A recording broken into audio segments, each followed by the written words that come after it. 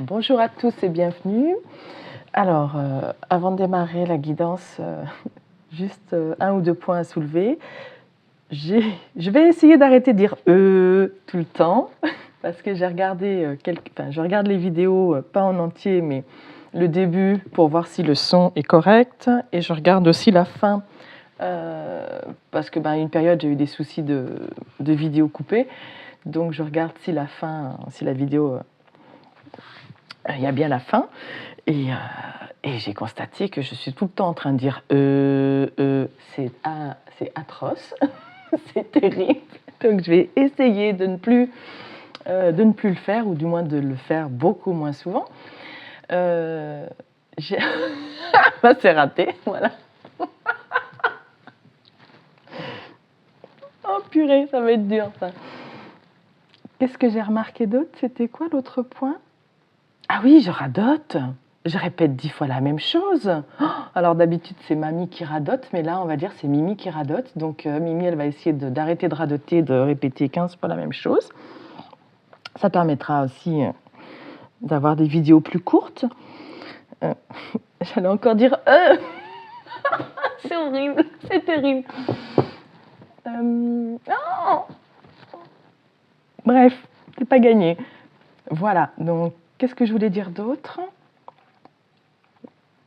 Je ne sais plus. C'est que ça doit être tout. Ah si, je vais tenter pour cette vidéo-là de laisser les commentaires activés pour voir si j'arrive à gérer, au moins de les lire, d'y répondre. Non, je ne pense pas que j'aurai le temps. Enfin, je suis sûre que j'aurai pas le temps, mais de mettre un petit cœur pour montrer que j'ai apprécié.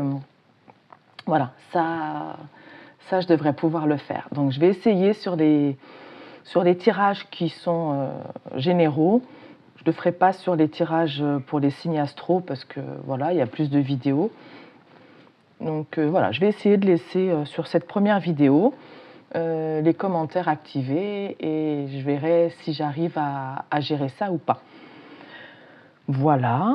Et puis sinon, alors aujourd'hui, donc une guidance générale, un premier conseil avec les cartes de manifestation, et puis une guidance spéciale Isabelle Serre avec le premier oracle, mission de vie. Donc pour avoir un petit message concernant votre mission de vie, et souvent un peu, c'est lié quand même, je trouve, avec le domaine professionnel. Il y a souvent un lien, enfin, d'après moi. Et puis ensuite, un message plus au niveau sentimental, avec toujours d'Isabelle Serre, le chakra du cœur. Alors, on commence tout d'abord avec les cartes de manifestation pour avoir un message conseil et savoir qu'est-ce que vous devez manifester en priorité en ce moment, quel message conseil important l'univers a à vous transmettre à travers moi et à travers les cartes. Voilà, on en prend une et on regardera aussi le dos du paquet. Change tes pensées et ta vie changera. Peu importe ce que tu as pu manifester jusqu'à présent, tu as le pouvoir de tout changer. Il te suffit pour cela d'une seule petite pensée positive, puis d'une autre, et ainsi de suite. Alors ça, c'est clair, je confirme. Plus vous avez des pensées positives, et plus vous attirez de belles choses. Parce que plus on pense positif, plus on voit le positif, même dans les situations compliquées. Je l'ai vécu, donc je peux vous dire que ça fonctionne, effectivement. En tout cas, ça a fonctionné pour moi, et si ça fonctionne pour moi, ça fonctionne pour tout le monde. Il n'y a pas de raison. Et encore un E. Quoi d'autre? Oui, c'est vrai que alors moi, j'ai encore des pensées négatives, j'en ai souvent, des inquiétudes et tout ça. Alors je ne sais plus où je l'ai entendu, où est-ce que je l'ai lu, que si on veut stopper l'énergie négative qu'on a envoyée avec notre pensée négative ou nos inquiétudes, tout de suite derrière, il faut la corriger avec une pensée positive ou une une pensée comme quoi on a foi en l'univers en disant non mais c'est bon, arrête de penser à ça, hop, je gomme, tout va bien se passer, et si ça ne marche pas ou si ça n'a pas marché, c'est qu'il y a quelque chose d'autre qui doit m'arriver et c'est sûrement pour du mieux et c'est clairement pour du mieux. Voilà. Bon. Et en d'autres paquets, nous avons la vie est sans effort. Lorsque tu agis pour concrétiser quelque chose, cela peut te sembler difficile, comme si tu nageais à contre-courant. Mais lorsque tu agis pour recevoir, c'est comme si tu te laissais porter par le courant sans effort. C'est la sensation d'être en parfaite harmonie avec l'univers. Mais moi, j'ai envie de vous dire, ce qui m'est venu à l'esprit, c'est que si ça semble difficile et que vous avez l'impression de nager à contre-courant, pour moi, c'est que vous n'êtes pas sur la bonne route. Moi, c'est ce que j'ai ressenti et j'ai mis des années à comprendre que j'étais pas sur le bon chemin parce que j'avais fait des projections dans ma vie, ça devait se passer comme ci et comme ça. Et je me suis butée jusqu'à me prendre une grande claque dans la figure de l'univers qui m'a dit « mais tu veux pas comprendre, on va te faire comprendre hein. ». Et oui, on nous fait comprendre et on nous met sur les rotules pour qu'on puisse se relever ensuite en se disant « mais c'est quoi le plus important en fait ?» Le plus important, c'est à chaque fois de choisir le choix du cœur et puis d'aller vers ce qui vous rend heureux et ce qui est simple justement, parce que ça coule de source. On se laisse porter par le courant et c'est sans effort, que ce soit au niveau professionnel, au niveau relationnel, au niveau sentimental. Et forcément, on coupe des liens. On coupe des liens d'amitié, de connaissances, on coupe avec des collègues, parce que à chaque fois moi je me suis rendu compte, à chaque fois que je parlais avec certaines personnes, à la fin je me sentais mal.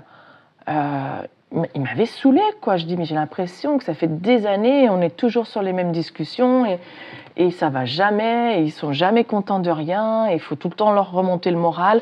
Alors oui, je veux bien qu'il y a des périodes difficiles et il faut être là pour les gens qui n'ont pas le moral.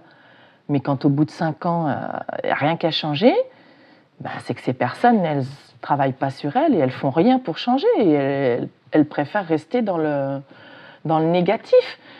Ça nous pompe nos énergies à nous. Et en fait, voilà, j'ai compris plus tard que ça s'appelait des vampires énergétiques. Voilà. Moi, je ne savais pas tout ça. Maintenant, je les repère, je sais les repérer tout de suite. Voilà. Alors maintenant, avec l'oracle Mission de vie, on va voir qu'est-ce qui vous attend, ou quel message concernant votre mission de vie et votre domaine professionnel. Alors, s'il vous plaît, 3 cartes, ça devrait aller. En 3 cartes, quel message avez-vous à transmettre aux personnes qui regardent cette vidéo ?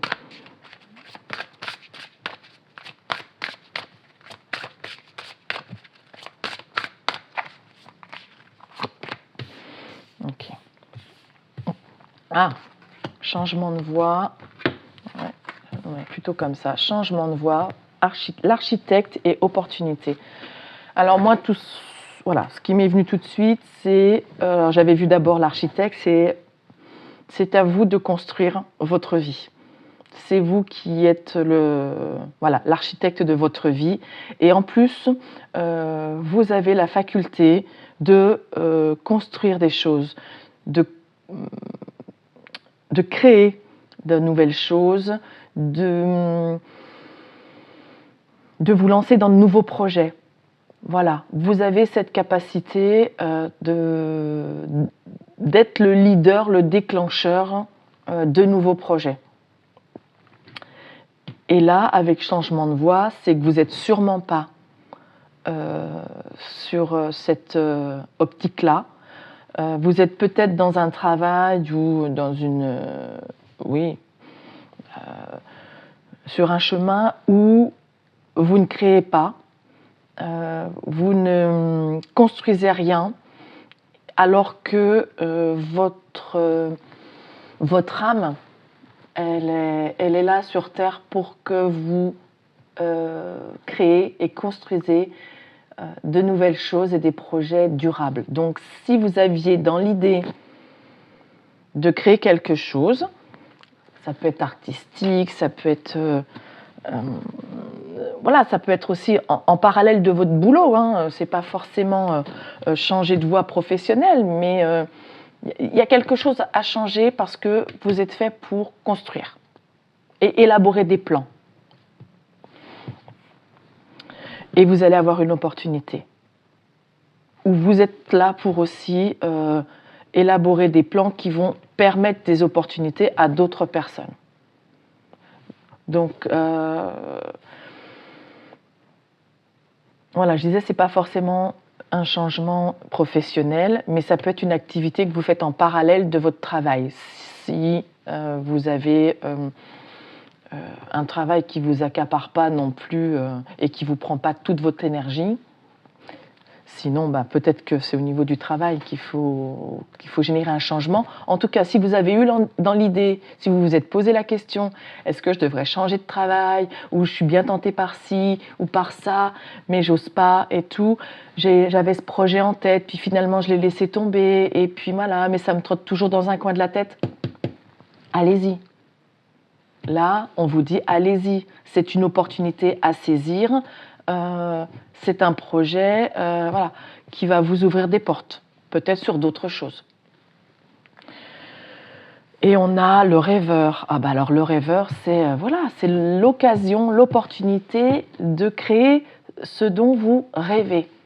Donc là, j'ai envie de vous dire, l'univers est en train de vous dire, foncez vers vos rêves. Soyez l'architecte de vos rêves. On reste trop souvent dans notre zone de confort, dans un premier métier. Moi, je vais avoir 50 ans bientôt. J'en suis à mon 3e métier.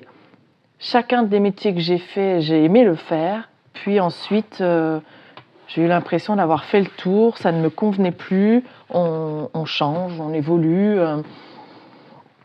Et j'ai eu besoin de changer de voie. Mais à chaque fois, j'ai aimé ce que j'ai fait. Et après, j'ai plus aimé, ça ne me correspondait plus, j'ai changé. Et c'est à nous de le construire, ça. Parce que si j'étais restée dans mon premier job, j'aurais été très malheureuse. D'ailleurs, souvent, avant de quitter un travail pour en démarrer un autre, il y a toujours quelques années où on a peur de se lancer. Mais jusqu'au jour où on se dit, mais non, je peux plus, le cœur n'y est plus, quoi. Et quand le cœur n'y est plus, on le fait moins bien d'abord, ce travail. Hein. On le fait moins bien quand on le fait plus avec le cœur. Enfin voilà, prenez ce qui vous parle et on poursuit la vidéo avec le chakra du cœur d'Isabelle Serre et un message concernant le domaine sentimental. Alors, s'il vous plaît, quel message avez-vous à transmettre aux personnes qui vont regarder cette vidéo, peu importe le moment. Quand vous tombez dessus, c'est que vous deviez tomber dessus. Vie en commun. Ah! Donc si vous êtes en début de relation avec quelqu'un,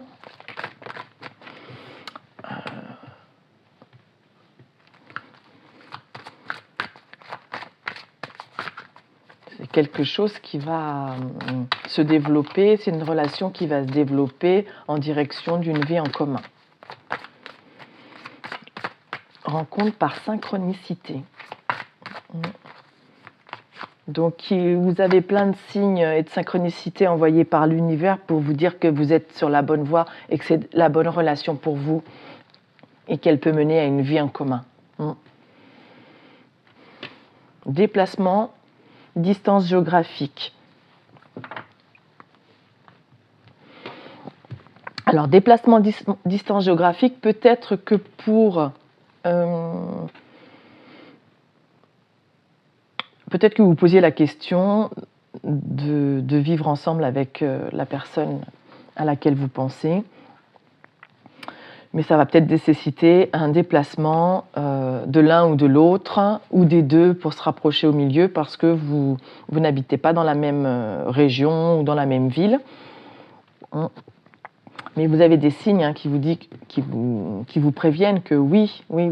Soit vous allez devoir faire des déplacements, soit l'un ou l'autre va devoir déménager pour que vous puissiez emménager ensemble. En d'autres paquets, on a mensonge. Donc pour moi, distance géographique, c'est aussi, il va falloir prendre de la distance et arrêter de porter un masque et arrêter les mensonges. Si vous avez vraiment envie que la relation devienne sérieuse et de construire une vie en commun avec cette personne, il va falloir le dire clairement. Même si ça peut être oui, j'aimerais une vie en commun avec toi. Si on est en début de relation, ça peut faire peur hein, à la personne en face. Je te dis pas que c'est pour demain, pour la semaine prochaine et tout ça. Mais voilà, je vois que ça matche bien entre nous, qu'on est assez compatibles sur nos fonctionnements, nos modes de vie, nos idées, nos valeurs.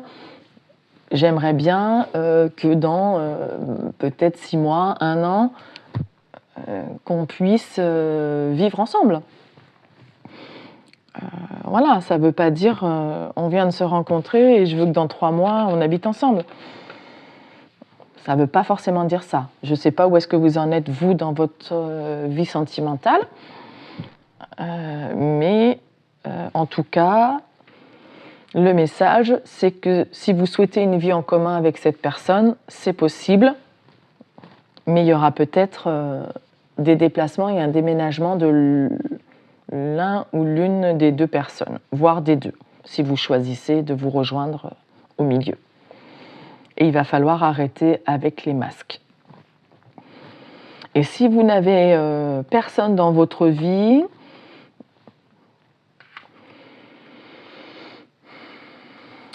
vous devez quand même avoir des signes, des synchronicités. Alors ça peut être des heures miroirs, des plumes, des coïncidences qui n'en sont pas. On pense que c'est des coïncidences, mais ça n'en est pas. Qui doivent vous faire tilt quand vous êtes en présence d'une personne. Voilà. Je pense que vous avez dans votre entourage une personne avec qui il y a des synchronicités qui vous disent « mais c'est la bonne personne, vas-y, tu peux démarrer quelque chose ». La clé, c'est l'ouverture aussi. Tu peux démarrer quelque chose et ça sera quelque chose qui va tenir la route. C'est pas juste... ça ne sera pas éphémère. Pardon. Mensonge. Donc oui, il y a quelqu'un qui portait un masque, alors vous, la personne en face de vous, mais là, il y a une prise de conscience de votre âme sœur. Les masques vont tomber et on va se dire les choses, on va se dire mais j'avais plein de signes qui me menaient à toi et je veux qu'on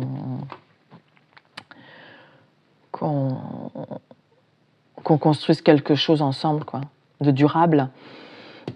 On s'éloigne des mensonges et peut-être que cette personne qui porte un masque, ou alors c'est vous, hein, vous verrez de quel côté, il y a une prise de conscience, il y a quelqu'un qui vient. C'est soit vous allez vous déplacer vers cette personne, soit cette personne va venir à vous pour tomber les masques, parce qu'elle a pris conscience que vous êtes voilà, des âmes sœurs ou autres, hein, mais en tout cas que vous êtes la personne qu'elle porte dans son cœur. Voilà pour le message d'aujourd'hui et je vous souhaite une belle journée ou une belle soirée, une belle nuit en fonction du moment où vous regardez cette vidéo. Et puis je vais voir si j'en fais une autre pour la journée ou pas. Voilà, à bientôt!